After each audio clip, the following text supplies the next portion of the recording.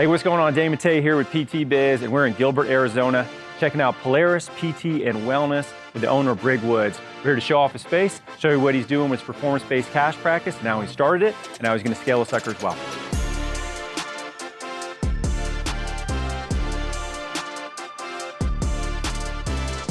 All right, we're here, Gilbert, Arizona, here with Brig Woods, owner of Polaris PT and Wellness. We're checking out his space today. But Brig, why don't you do this for us? This is a gym that's connected to your practice, right? Correct. So how long have you been in this space? We've been in this space probably about 1.5 years now. Well, we're gonna see in a second, but this is one sort of like setup that we see a lot of, and this is something that's gonna be really cool to highlight as we highlight more spaces, because the way Briggs is set up is sort of like a clinic within the gym, right? Sometimes it's just an office, which is how you started, right? Which we can get to in a second. So it's gonna be interesting to highlight this and kind of show what's working, because these performance-based practices can be in a tiny footprint. They can grow into a bigger one like Brig has. It can be a standalone space as big as this gym, you know, as well. So it's gonna be cool to kind of highlight that and share where his office is right now, and then also kind of look forward and maybe call your shot over the next 3 to 5 years and kind of show what we think we want this to look like. So let's do this. Let's head inside, let's check out the space, and we can get into everything else there.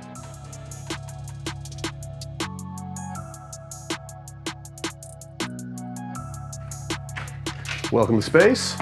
All right, we're in. So what's your background in terms of, you know, philosophy, influences, to get to the point where you're at now with the people that you work with? Like, how would you describe that to somebody that's thinking about kind of going that direction? All right, so yeah, my background, where I came from was traditional sports, right? Football, basketball, baseball, that's what I did, that's what I grew up doing, and even some extreme sports like wakeboarding and skateboarding. So I came from more of a sports performance mindset. Then fast forward, when I was in college and grad school, I got really heavily into CrossFit. And so I got my level 1, but also had a background in Olympic lifting. I had a really great high school coach that we did Olympic lifting. So I had that working for me. And then as I got deeper into the CrossFit rabbit hole, I became aware of Kelly. Yeah, I'm right. Huge fan. And so I've sort of modeled my practice and learned that strength training principles work way better than any of the crap that I learned in school. Yeah, so really a more strength and performance background with CrossFit. So that's why we work predominantly with barbell athletes. Right. CrossFit, powerlifting, weightlifting. Where does manual therapy fit for you? Yeah. Because it sounds like obviously loading through movements and effectively moving, you know, quality movements is the end result of what you're trying to get for everybody, right? Sure. So getting there though, what do you like to do to get them out of a pain state? Yeah. Adam Meekins would say that everything I'm about to talk about is absolute bullshit. But Adam Meekins, anything that has to do with your hands, right. He doesn't agree with, right? But what we do, I use manual therapy as a way to reduce pain. Right. And to improve short-term quality of movement. You came out of school, ballpark, how much loans are we talking about when you got out? North of 200,000. North of 200,000. So you basically about 250. That's a great. I got a mortgage. Dude, that's a really nice house in San Antonio. Yeah. Like the first house I ever bought was 120 grand. Starting a business, aside from all the other factors around, you know, wanting to work with people the way that you want to and build an actual business, but how much of that was, hey man, maybe I have an opportunity to dig myself out of all this freaking debt that I'm in? Oh, 100%. As well. Yeah, like part of the reason why there's a lot of reasons why I went into home health. One of them was the money. Yeah. But I still learned that I wasn't gonna be able to dig myself out of that hole. Like I still would tell people like, yeah, my tombstone's gonna read, I can't be dead. I owe USC money. Yeah. Like, so no, one big reason was like earning potential. Yeah. Well, you made more at home health too, right? So like you go from PT mill to home health. How much like percentage wise does that increase your pay? I went from about making, I know exactly how much I made. I went from making 80,000 to making about 135. So massive difference. Yeah, almost 50% more. And I think this is a big reason why a lot of people do it. You know, I mean, listen, we see this transition a lot. People are like, I'm either gonna go work home health because a little more flexibility, you know, they can change their location that they're in, they make more money, or I'm gonna go into a different profession, right? They're gonna go sell software. I almost did that too. Yeah. I almost became a cop. A cop, wow. Yeah. That's a complete 180. Yeah. Why didn't you become a cop? Money.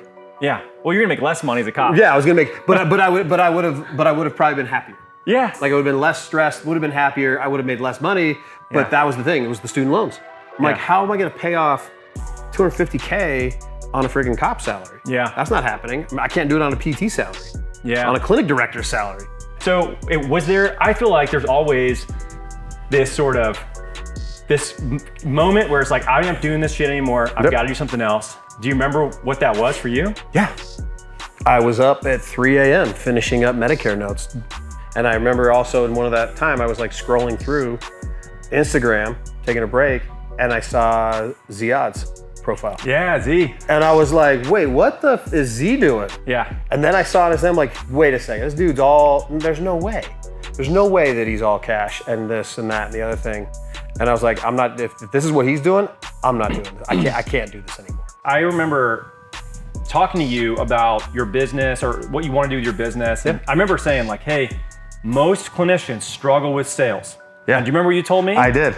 I said, look, if I can sell Jesus for 2 years in Korea, I can do this. Yeah, on a mission. So on a mission, in Korea, he goes, if I can sell Jesus, I can sell physical therapy. And I was like, dude, you're gonna be just fine. Right. So like, what was the hardest thing for you to get over to say, all right, I'm gonna go and do my own thing? Probably convincing my wife. Really? To go on that journey with me. What was she nervous about? Stability. Yeah. My wife craves stability, craves comfort, and it's not a bad thing. That's just the way she was kind of raised, right? Everybody in her family has their own, works for a corporate job, all that kind of stuff. Right. And my family's been entrepreneurs, and I would much rather lose knowing that it was my fault, rather than be at the mercy of somebody else. Yeah. And so, as far as I was concerned, there was no way this isn't going to work. Yeah. So it was just we got to do this, because I know the lifestyle that you want. I know what we want to do with our kids, what we want to do with our family, and where we want to take that. That's not going to happen. Either I got to go back to dental school or medical school, or I got to go start my own thing. Yeah.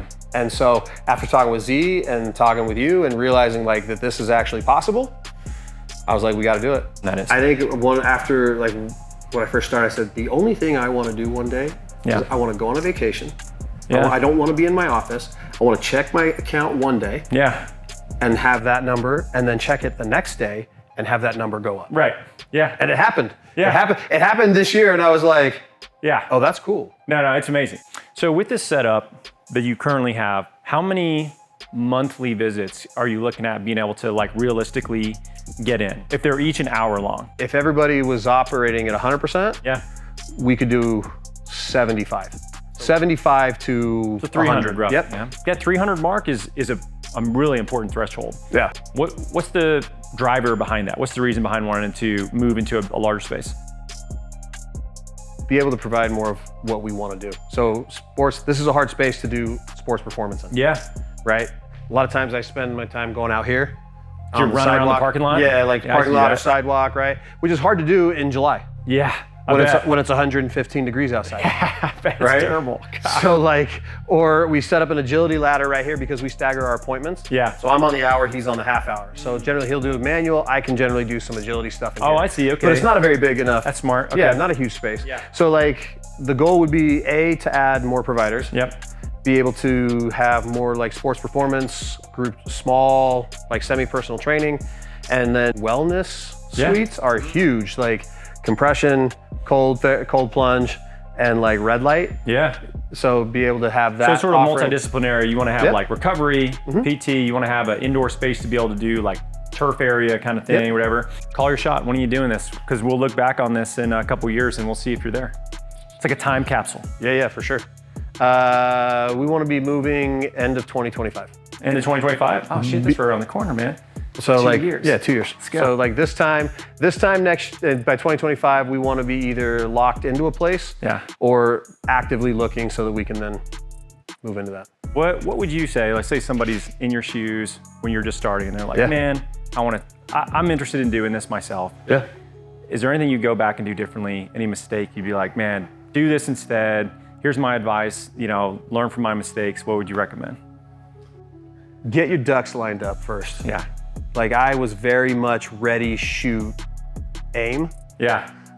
Which is not a bad way to go because it got me started, but make sure you got the right business entity, making sure you got a business license. I realized it was 8 months in before I realized I'm oh shoot, I should probably have a business license. Right? Yeah, probably. You know what I mean? All of that kind of stuff, I didn't have lined up. Yeah. And work on your freaking systems when you're slow. Right. Like now That's great advice. I'm scrambling. Like I'm like, I gotta get a system. I gotta get a system. Like I gotta put my employee head. Like there's a lot of stuff that I should have done sooner. So yeah, if you're gonna get started, make sure you get systems and do them when you're slow. Yeah. Brig, this is awesome, man. Thanks for sharing your clinic space, your journey. It was awesome. Guys, if you want to learn anything more about Brig, where can they find out more about your practice and learn more about what you guys are doing here? So you can PolarisPTPHX.com or Polaris PT PHX on Instagram, either one of those places. Great spot to get at us. Cool. All right. Hey, thanks for watching. We'll catch you guys in the next clinic.